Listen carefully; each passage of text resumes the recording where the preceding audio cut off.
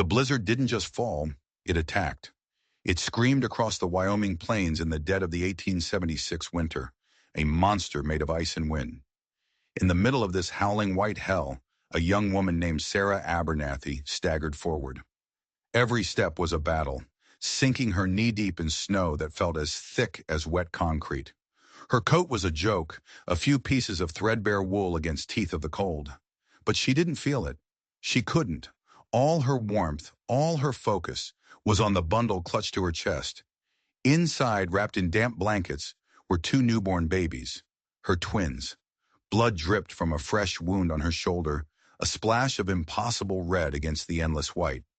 The snow swallowed it in an instant. She was running from torches in the dark. Men on horseback. The Blackwell family. They were relentless, a force of nature almost as cruel as the blizzard itself. And they were coming for her children. Just a little further, she whispered, her words stolen by the wind. It was a promise she couldn't keep. Out here there was nothing. No shelter, no hope. Just snow and darkness, and the men who were hunting her. But then she saw it, a tiny golden light flickering in the distance. At first she thought her mind was playing tricks on her, a final, cruel hallucination before the end. But the light held steady. A window, a cabin, a chance. Hope surged through her like lightning, giving her a strength she didn't know she had.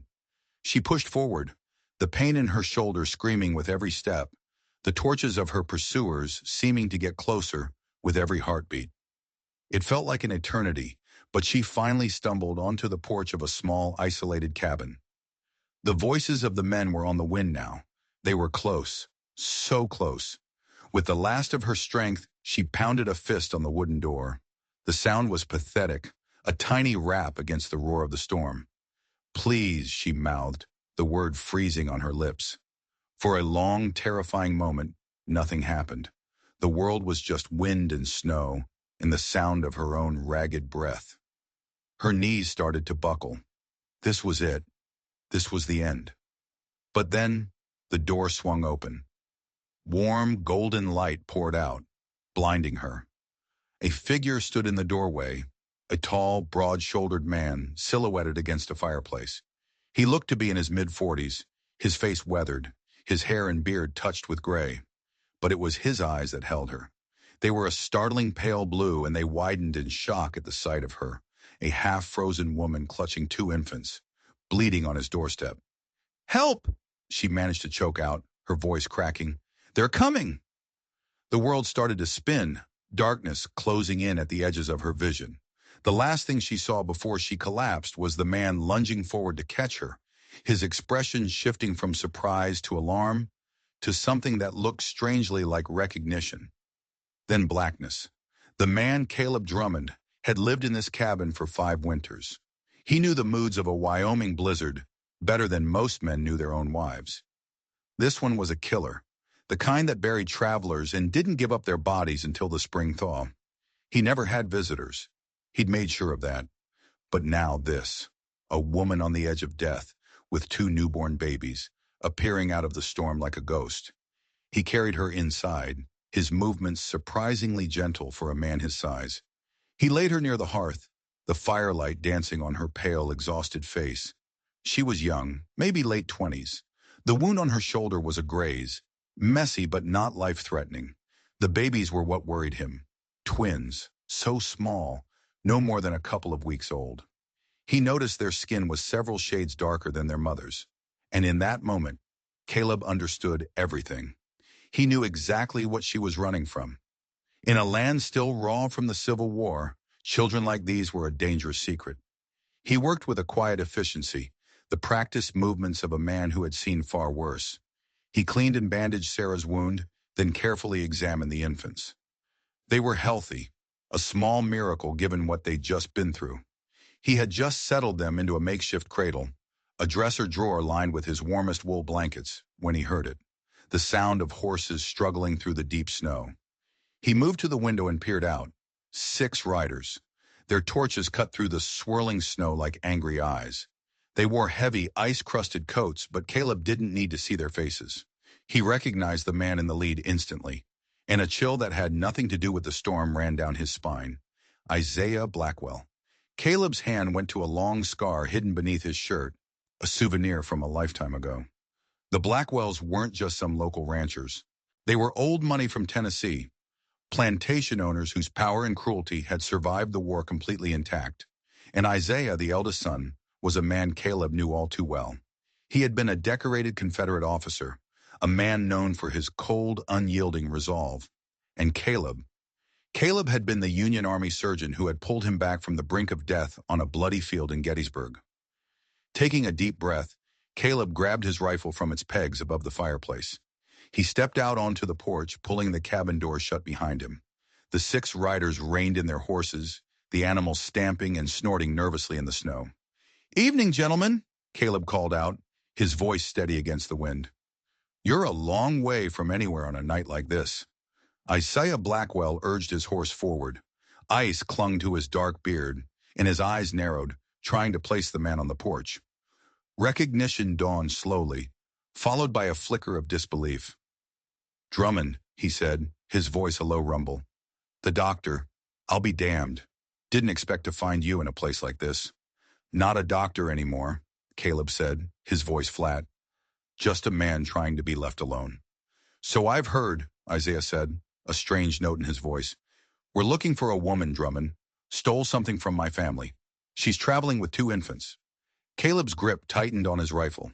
He could feel the warmth of the cabin behind him, could picture the young woman with fear in her eyes, the 2 babies sleeping in the drawer. He made a choice. "No woman here," he lied, his voice as cold as the wind. "Just me. You'd be wise to head for town. The storm's only getting worse." One of the other riders, a younger man with the same arrogant Blackwell features, pushed his horse forward. "He's lying, Isaiah. I saw tracks leading right to this door before the snow covered them." "Easy, Jeremiah," Isaiah said, holding up a hand. His gaze never left Caleb's. "Doctor, I have no quarrel with you. Our business is with the woman and the children.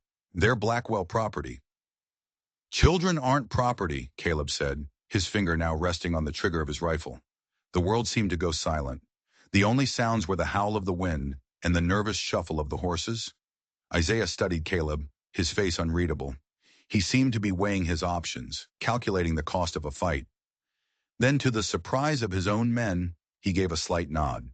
"We'll make camp down by the creek," he announced. "We're not leaving without what we came for." "This isn't over, Doctor." He turned his horse, then paused, looking back over his shoulder. "One way or another."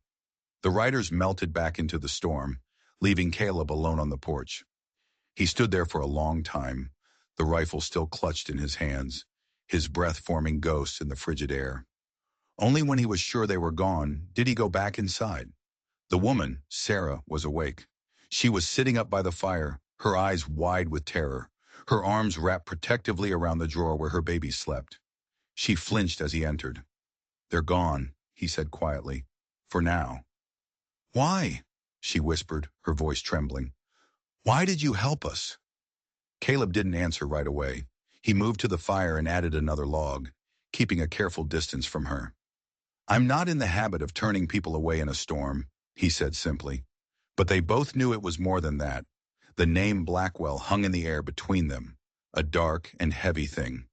"They'll be back," she said. "Yes," Caleb agreed. "They will." A heavy silence settled in the small cabin, broken only by the crackle of the fire. Sarah's eyes darted around the room, looking for escape routes that didn't exist. She was a cornered animal, and he was a stranger who had just lied to a group of very dangerous men. She had no reason to trust him. Finally, she asked the question that mattered most. "What are you going to do with us?"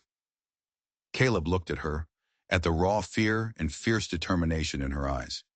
He thought of Isaiah Blackwell's cold certainty, the claim of ownership over the 2 innocent lives sleeping by the fire. "That," he said slowly, "depends entirely on what you're running from." Sarah hesitated. Trusting him was a gamble, but what choice did she have? The blizzard was her cage, and the Blackwells were the hunters circling it. She took a deep breath. "My husband was Captain Thomas Abernathy," she began, her voice gaining strength. "Union Army. He died at Cold Harbor. But before he did, he made enemies. The Blackwells were the worst of them." She glanced down at her sleeping children, her expression softening. These are my children, mine and Thomas's. She swallowed hard, forcing the next words out. The Blackwells. They claim these children belong to Ezra Blackwell, Isaiah's cousin. They say their mother was a freed slave who worked on their plantation. They want to take them to erase what they call a stain on their family. Caleb's face remained a mask, but something flickered deep in his eyes. He asked the question that had to be asked. And do they belong to Ezra Blackwell? No, Sarah said, her voice shaking with conviction. They are Thomas's. They are my children. Caleb gave a slow nod, as if weighing the truth of her words against the danger he'd just invited into his home. The Blackwells aren't the kind of men who give up, he said, especially not Isaiah. I know, she whispered, the fear creeping back into her voice, but I won't let them take my babies. I'll die first. Caleb watched her for a long moment, this fierce, desperate woman who had battled a blizzard and a band of armed men to protect her children. He rose from his spot by the fire and went to a small locked desk in the corner. He opened a drawer and took out a folded piece of paper, yellowed with age. He stared at it for a second, his face a mixture of old grief and grim resolve. He walked back to the fire and handed it to her. I believe, he said quietly, this belongs to you. Sarah took the paper with trembling fingers. She unfolded it, and her eyes went wide. It was her husband's handwriting, a letter, addressed to my old friend CD. If you are reading this, it began, then I have fallen. I entrust to you the truth. Sarah carries my children. The world will doubt it because of her hidden heritage, but they are mine. The Blackwells will hunt them. Ezra knows too much, and he fears his own crimes will be exposed. Protect them, old friend. The war may be over, but some battles never end. Sarah looked up, tears streaming down her face. How? Your husband saved my life at Antietam, Caleb said, his voice soft. We wrote to each other after the war. In his last letter, he told me about you, about the children you were expecting. He had a feeling he wouldn't live to see them born. He met her gaze, the blue of his eyes seeming to see right through her. I just never expected you to find your way to my door. Neither did I, she choked out. I've just been running, ever since they were born and the Blackwells found out. I didn't know where else to go. One of the babies stirred, letting out a small cry. Sarah immediately turned to the child, her instincts as a mother overriding everything else. Caleb watched her, then went to the small kitchen area. He came back with a steaming mug. Drink this, he said. It'll help. She took it, the warmth seeping into her frozen hands. She took a sip of the herbal tea. It tasted earthy and warm. What happens in the morning? She asked, her voice small. Caleb's face was unreadable in the flickering firelight. I don't know, he admitted, but for tonight, you and your children are safe, and right now, tonight is all that matters. He moved to the window, staring out into the storm. Somewhere out there, Isaiah Blackwell and his men were waiting. The night was long, and the blizzard raged on. Inside the cabin, 4 souls were trapped in an uneasy truce, not with each other, but with a fate that was closing in like the storm. Morning came, and the world was silent. The blizzard had blown itself out, leaving behind a landscape of impossible beauty and blinding white. The snow was a pristine blanket, sparkling under a clear, cold sun. Sarah woke with a start, disoriented. She'd fallen asleep on the floor by the hearth, a thick quilt draped over her. Caleb. He sat at the small table by the window, the morning light glinting off the revolver he was methodically cleaning. He looked up as she moved, his face giving nothing away. They'll be here soon, he said, his voice flat. Sarah's heart leaped into her throat. She instinctively pulled the cradle closer. What are we going to do? There aren't many options, he said, rising to pour her a cup of coffee. The simple, normal act felt surreal. We could run, she said, knowing how hopeless it sounded. Caleb shook his head. In 3 feet of snow, with 2 babies, they'd run you down before you got a mile. Then what? She demanded, fear making her voice sharp. I will not let them take my children. No, Caleb agreed, his voice quiet but firm. You won't. He finished cleaning the revolver, checked the cylinder, and slid it into a holster on his hip. He looked at her, and for the first time, she saw a flicker of something beyond his grim resolve. Stay inside, he instructed. Whatever you hear, whatever happens, do not come out. Fear seized her. What are you going to do? His expression softened for just a fraction of a second. What your husband asked me to do, he said. Protect you. Before she could say another word, she heard it. The sound of approaching horses. Caleb gave her one last look, grabbed his rifle, and stepped out onto the porch. The door closed behind him with a heavy final thud that echoed in Sarah's soul. She scrambled to the window, her heart pounding against her ribs, and peered out. 6 riders emerged from the trees. Isaiah, his brother Jeremiah, and 4 others who looked like hired guns, their faces hard and cold. Isaiah reined his horse in about 20 paces from the cabin. Morning, doctor, he called out, his voice laced with false pleasantry. I trust you've reconsidered. Can't help you, Blackwell, Caleb replied, his voice calm, his rifle held loosely at his side. The woman isn't here. Jeremiah spat into the snow. He's lying. Let's just go in and take what's ours. Isaiah silenced him with a look. You're interfering in a family matter, doctor. Those children have Blackwell blood. They belong with us. They belong with their mother, Caleb said, his voice hardening. Their mother is dead, Isaiah shot back. That woman in there is a thief and a kidnapper. A tense silence descended. The hired guns shifted in their saddles, their hands hovering near their pistols. Caleb didn't move a muscle. Finally, Isaiah let out a heavy sigh, as if this all pained him greatly. I truly hoped this could be peaceful, Drummond. For old time's sake. You did save my life once. Then honor that debt, Caleb said. Ride away. Leave them in peace. I can't do that, Isaiah said, his face turning to stone. Family is more important than any debt.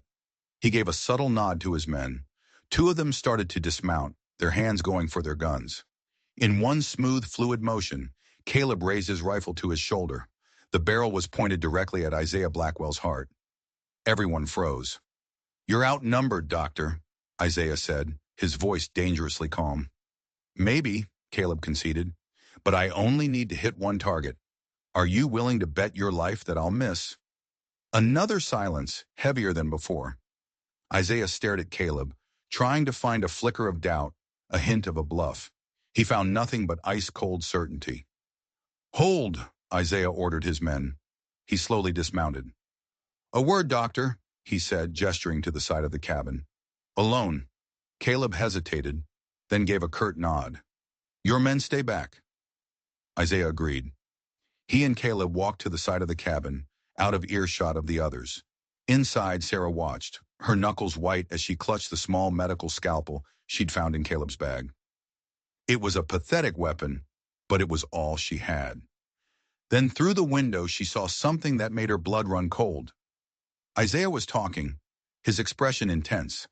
Caleb was listening, his rifle still held at the ready. But then Isaiah reached slowly inside his coat. Caleb tensed, ready to fire. But Isaiah wasn't reaching for a gun. He pulled out a small, leather-cased photograph, a daguerreotype. He opened it and showed it to Caleb. From the window, Sarah couldn't see the image, but she saw the effect it had on Caleb. His rigid posture eased slightly.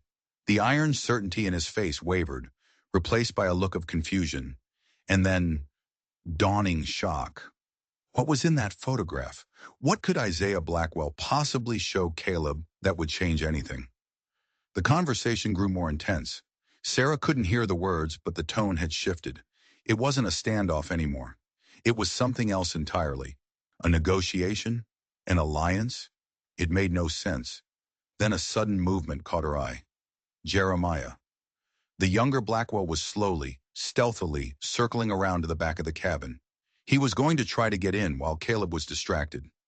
Sarah's heart hammered in her chest. She flattened herself against the wall beside the back door, the tiny scalpel held tight in her hand.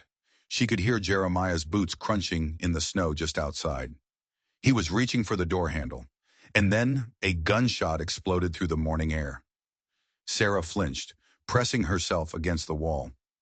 More shots followed, a chaotic volley of gunfire. Men were shouting, horses screaming. She had to see. Peeking cautiously through the back window, her world fell apart. Caleb was down.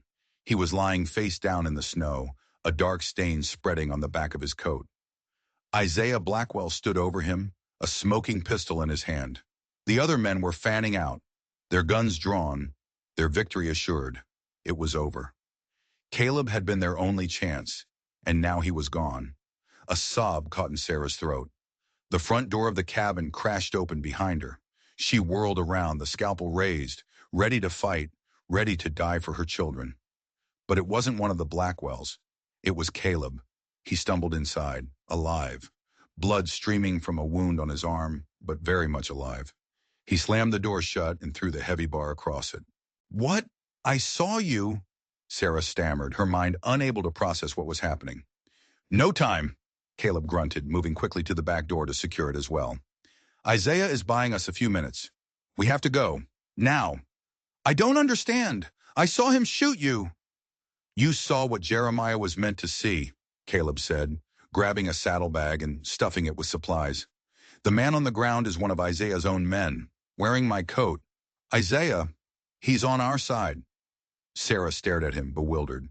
"But why?" "Ezra," Caleb said, the name like a curse. "It's all about his cousin Ezra. Isaiah's trying to convince Jeremiah that we're all dead. You, me, the children, killed in the crossfire. It's the only way to get Ezra to call off the hunt." A furious pounding rattled the front door. "Drummond, I know you're in there, you snake. Open this door or we'll burn it to the ground." It was Jeremiah's voice filled with rage. Caleb cursed under his breath. So much for the plan. He turned to Sarah, his face grim. "There's a cellar, trap door under the rug. It leads to a tunnel, goes right to the stable. My horse is saddled. Take the children and go." "What about you?" Sarah cried, already moving to gather the twins. "I'll hold them off," Caleb said, taking up a position by the window. "Ride south. There's a town called Redemption, about 15 miles. Find the church. Ask for Reverend Fleming. Tell him I sent you. He'll help you." There's another crash against the door, the wood groaning, splintering. "I can't just leave you," she said, the words surprising her with their force. A small, grim smile touched Caleb's lips. "Go," he said. "Your children deserve a chance." With a last, desperate look at the man who had become her unlikely protector, Sarah lifted the trap door and descended into the cold, dark earth, her babies clutched tight against her chest. Above her, she heard the first shots ring out as Caleb Drummond prepared to make his final stand. The tunnel was a cramped, suffocating tube of dirt and rock. Sarah had to half crawl, half stumble through the darkness, the twins bundled against her, their soft breaths the only sound besides her own frantic heartbeat. Above her, the gunfire continued, each shot a hammer blow to her soul. Caleb was buying her time with his life. Every second she was in this tunnel was a second he was facing those men alone. She finally burst out into the musty darkness of a small stable. A horse, a sturdy bay, stood saddled and waiting, just as Caleb had promised. Getting on with the two babies was a clumsy, desperate struggle, but she managed, securing them in a makeshift sling against her chest. As she guided the horse out of the stable, she risked one last look back at the cabin. Smoke was curling from the corner of the roof. They were burning it, just like Jeremiah had threatened, and the gunfire had stopped. Sarah didn't let herself think about what that meant. She couldn't. She turned the horse south and kicked it into motion, away from the smoke, away from the silence. Ahead lay 15 miles of snow and uncertainty, a town called Redemption, a man named Fleming. It was a sliver of a chance, bought with the blood of a man she barely knew. But as she felt the warm weight of her children against her, she knew she had to take it. The past was burning behind her. The future was a terrifying unknown. All that mattered was the next step, and the next, on the long road to redemption. The town of Redemption felt like the end of the world. It was a handful of weathered buildings huddled together against the Wyoming winter, a single dusty street cutting through the snow. At the far end of that street stood a small white church, its steeple a lonely finger pointing at a gray, unforgiving sky. This was it. This was the hope Caleb had sent her toward. Sarah was swaying in the saddle, every bone in her body aching with a cold that went deeper than skin. The journey had been a nightmare of hiding and pushing forward, of starting at every shadow, of listening for the sound of hoofbeats that thankfully never came. The twins had been quiet as if they understood the danger. But they were weak, and she was at the end of her rope. The church looked dark, abandoned. A wave of despair washed over her. What if Fleming was gone? What if Caleb had sent her on a fool's errand? She was too tired to even get off the horse. She just sat there, the last of her strength failing, and called out, her voice a raw croak. "Reverend Fleming? Please. Caleb Drummond sent me." The door creaked open. A man stood in the doorway, tall and thin, with a neatly trimmed white beard and sharp, intelligent eyes that seemed to see everything at once. He held a rifle in his hands, not aiming it, but ready. "Who are you?" he called out, his voice educated, out of place in this rough town. "Sarah Abernathy," she managed. "Caleb, he said you would help." The man's posture changed at the mention of Caleb's name. He lowered the rifle. "Caleb Drummond," he repeated, and a look of deep sorrow crossed his face. "Come inside, child. You're safe here." He helped her down from the horse, his hands surprisingly strong. He took one look at the twins bundled against her chest, and his face softened. "Dear Lord," he whispered. Inside, the church was simple and warm, a small stove glowing in the corner. Reverend Jonathan Fleming settled her onto a narrow bed, took the sleeping twins from her, and immediately set about making her a bowl of stew. As Sarah nursed her babies, the first moment of peace she'd had in weeks, she told him everything. The flight from Tennessee, the blizzard, Caleb's cabin, the Blackwells, the firefight, the escape through the tunnel. Fleming listened, his face grim. When she told him about Caleb staying behind, about the burning cabin, he closed his eyes. "Caleb was a good man," he said quietly. "One of the best surgeons in the Union Army. Before the tragedy." "Tragedy?" Sarah asked. Fleming hesitated. "His story to tell, not mine. But let's just say he has survived things that would have broken lesser men. I wouldn't count him out just yet." He looked at her, his eyes full of a fierce intelligence. "But we must assume the Blackwells are still looking for you, and they will find their way here eventually. We need a plan." "More running?" Sarah asked, her heart sinking. The thought of getting back on a horse, of facing the cold and the fear again, was almost too much to bear. "Perhaps not," Fleming said, a strange light in his eyes. "Perhaps it's time to stop running and start fighting back." He went to his desk, unlocked a drawer, and pulled out a small brass-bound box. "Your husband, Thomas, was a dear friend of mine. He entrusted me with certain documents. Evidence of war crimes committed by Ezra Blackwell." Sarah stared at the box. Thomas mentioned evidence in his letter to Caleb. "Sworn testimonies, suppressed military reports, photographs," Fleming said, his voice hard. "Enough to see Ezra Blackwell hang. Thomas wanted it used only if innocent lives were at stake." "Like my children," Sarah whispered. "Precisely," Fleming said. "The question is, how do we use it?" He leaned forward, his voice dropping. "We contact Isaiah Blackwell." "Isaiah? But he's one of them. He was leading the men who were hunting me." "And Caleb said he helped you escape," Fleming countered. "Isaiah is a complicated man, torn between loyalty to his family and something else. I believe we can make a trade. This evidence for your freedom." "Can we trust him?" Sarah asked, remembering the cold, calculating look in Isaiah's eyes. "We don't have to trust him," Fleming said. "We just have to give him a choice. His cousin's ruin or your life. I think I know which one he'll choose." Outside, the wind picked up again, whistling around the corners of the small church. Sarah looked down at her sleeping babies, Faith and Hope. Their names felt like a cruel joke, but looking at them now in the warmth and safety of this church, she felt a flicker of something she hadn't felt in a long time. Maybe their names weren't a joke. Maybe they were a prophecy. The next morning, Fleming showed Sarah a small article in a week-old newspaper from Cheyenne.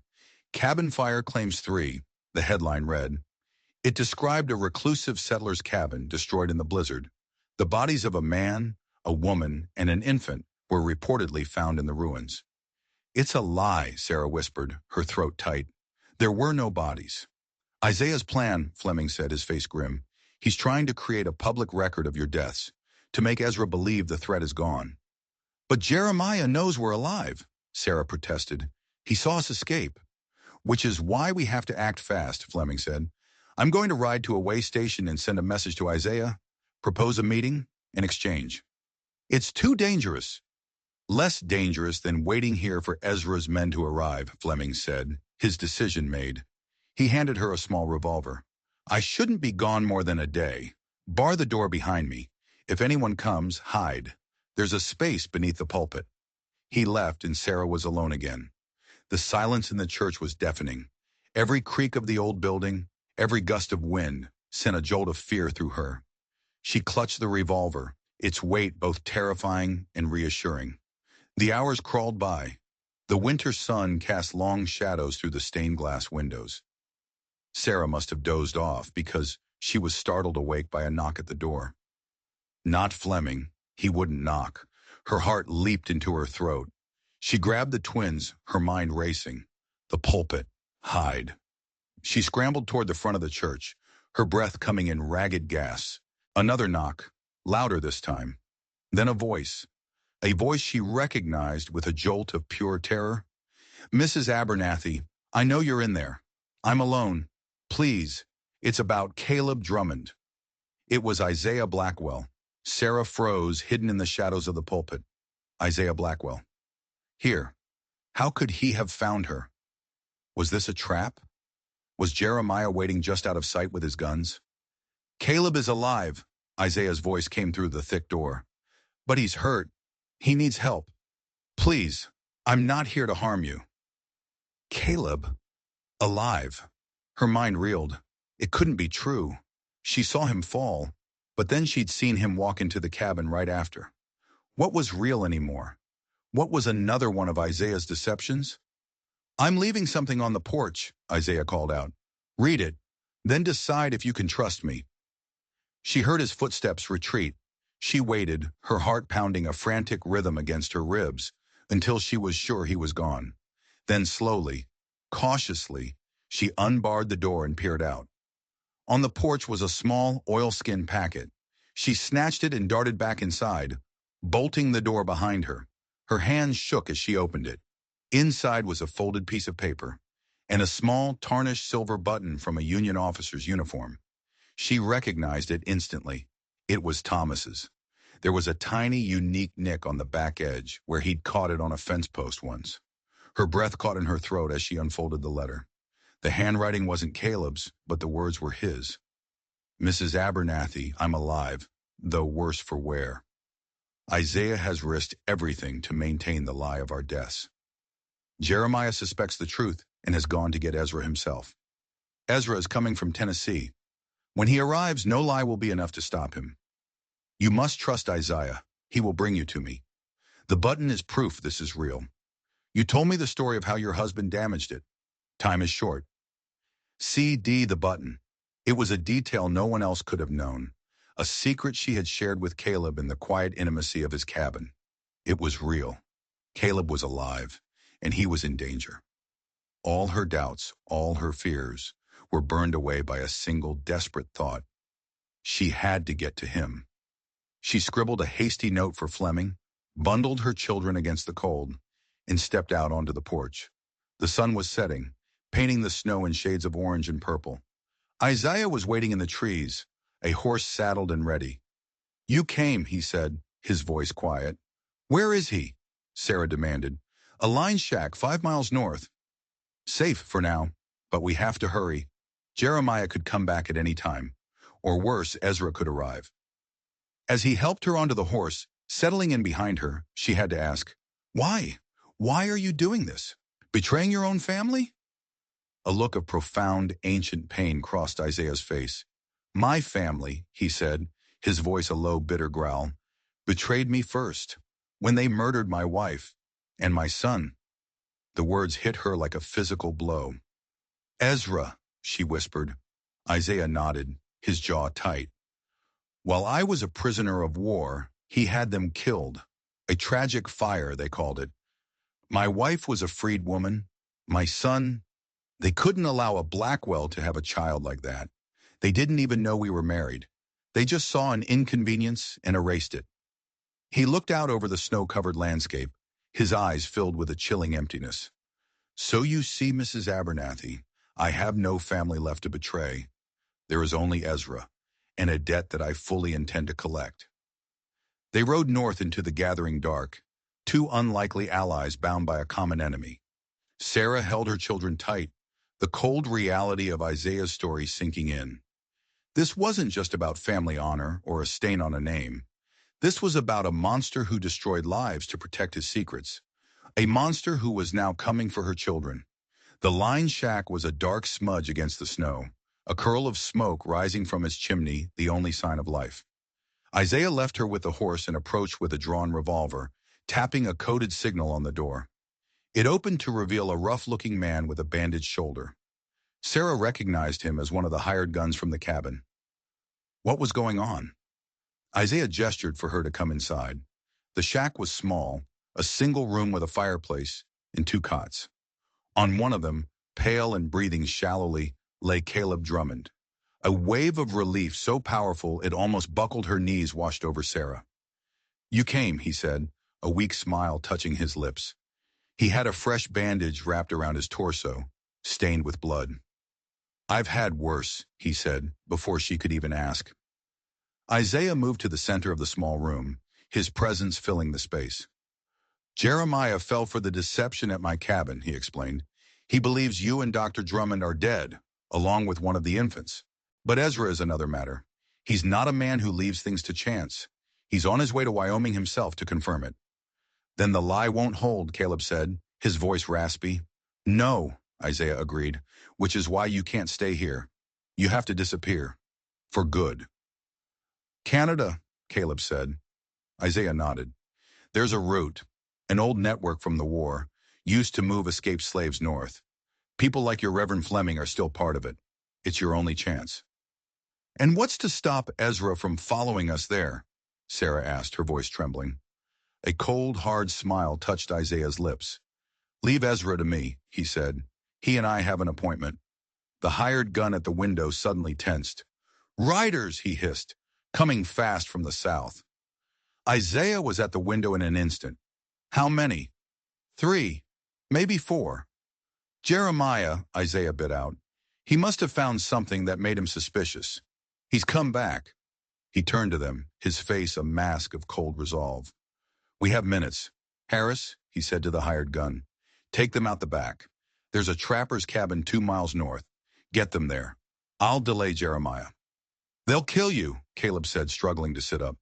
Perhaps, Isaiah said, checking the cylinder of his revolver, but not before I settle my account with my dear brother. He looked at Sarah, and for a second the mask slipped. She saw the grieving husband, the heartbroken father. Get your children to safety, Mrs. Abernathy, he said, his voice softer than she'd ever heard it. Give them the life that was stolen from my family. Harris opened a small, hidden door behind a stack of firewood. As they slipped out into the freezing night, they heard the front door of the shack open. They heard Isaiah's voice, calm and steady, ring out in the still air. Good evening, Jeremiah. I've been expecting you. Then the forest swallowed them whole. The trapper's cabin was a hovel, barely 4 walls and a roof, but it was shelter. Harris, the hired gun, stood watch while Sarah tended to Caleb's wound, which had reopened during their frantic escape. His face was gray with pain. Why are you helping us? Caleb asked Harris, his voice weak. Harris stared out the window into the darkness. Isaiah offered me a deal, he said, his voice a low grumble. My freedom for your safety. I was facing a rope in Cheyenne. One of the twins, Faith, began to cry. As Sarah soothed her, she looked at Caleb, at his pale, exhausted face. Fleming had told her about a tragedy in his past, in Boston. What happened in Boston? She asked quietly. Caleb was silent for a long time, staring into the small fire Harris had built.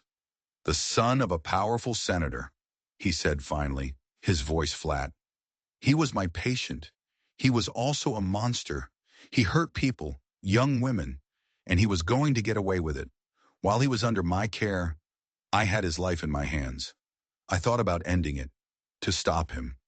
Did you? Sarah whispered. Caleb shook his head. No, I couldn't. Instead, I reported him. I brought his victims forward, The senator destroyed me. My career, my reputation, everything. So I ran, came out here to disappear.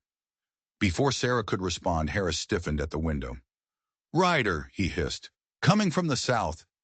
They tensed, grabbing their weapons. But the voice that called out from the darkness was a familiar one. Caleb? Mrs. Abernathy?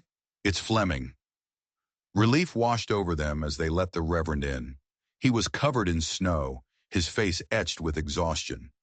When I found your note, he said, I feared the worst. I followed your tracks from the line shack. What did you find? Caleb asked. Fleming's face was grim. It was burned to the ground. I found 3 bodies in the ashes. A heavy silence filled the cabin. Isaiah, Jeremiah, the hired guns, gone, wiped out in a storm of fire and lead. Isaiah bought us time, Caleb said, his voice thick with an emotion Sarah couldn't name. It appears so, Fleming said, but our problems are far from over. Ezra Blackwell arrived in Redemption yesterday.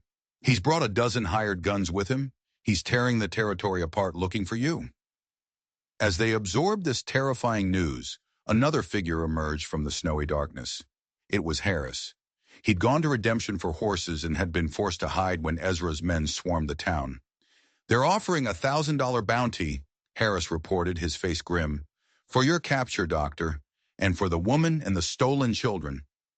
The trap was closing. They were wounded, exhausted, and now they had a price on their heads. Ezra Blackwell was no longer a distant threat. He was here, and he was hunting them.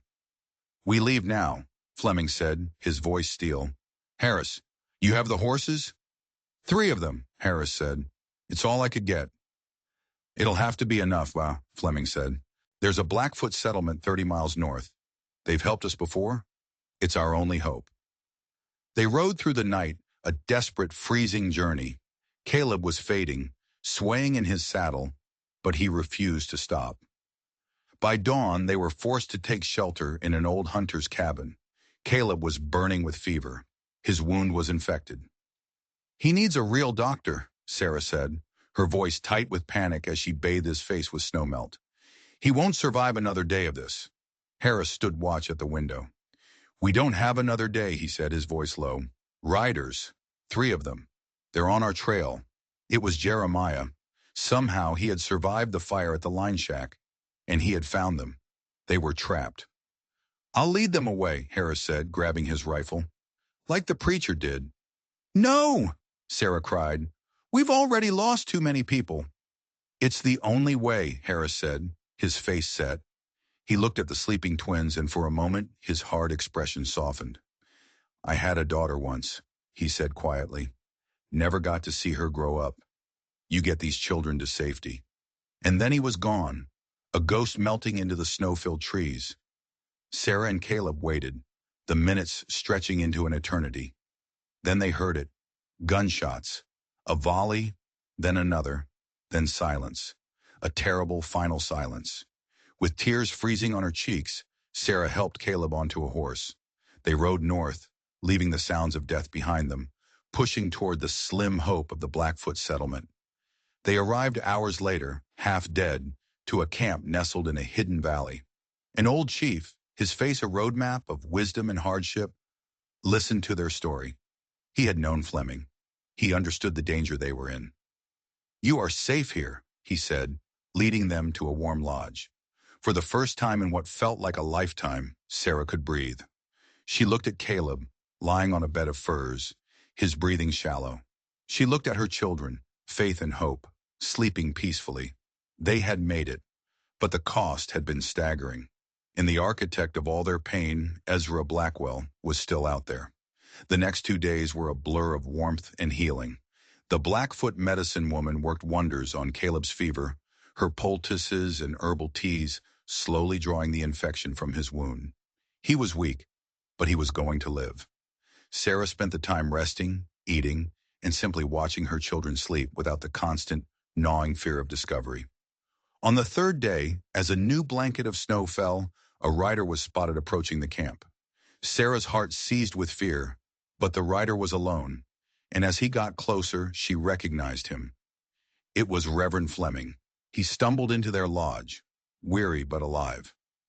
Jeremiah's men caught up with me, he explained. I thought I was done for, but then a strange look crossed his face. Then someone else arrived. Sarah held her breath. Who? Isaiah, Fleming said, his voice filled with awe. He wasn't dead. The body at the line shack. It was Jeremiah. Isaiah ambushed them.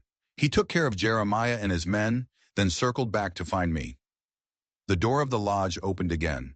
Isaiah Blackwell stepped inside. He was no longer the well-dressed planter. He was dressed in buckskins, his face grim, his eyes burning with a cold fire. He looked like a hunter. Jeremiah is no longer a problem, he said, his voice flat. But Ezra has found his way here. He's camped at the mouth of the valley with 20 men. He knows you're here. So we're trapped, Caleb said, his voice weak but clear from the bed of furs. Not trapped, Isaiah said. This ends now. Tonight. He looked at the Blackfoot chief who had entered behind him. My friends are ready, the chief said. Isaiah turned back to them. Ezra thinks he has you cornered. He doesn't know about me. He doesn't know about my allies. He's walking into his own trap. As night fell, the valley was silent. Ezra Blackwell and his men, confident in their numbers, were camped around large fires, waiting for morning to close their trap. They never saw it coming. From the ridges above, a volley of arrows, silent and deadly, rained down on the sentries. At the same time, Isaiah and a dozen Blackfoot warriors on horseback charged out of the darkness, their war cries shattering the night. Sarah, Caleb, and Fleming watched from the edge of the settlement as the battle raged below. It was swift and brutal. The hired guns, caught completely by surprise, were overwhelmed. In the center of the chaos, two figures met on horseback, Isaiah and Ezra Blackwell. Brothers locked in a final, desperate struggle.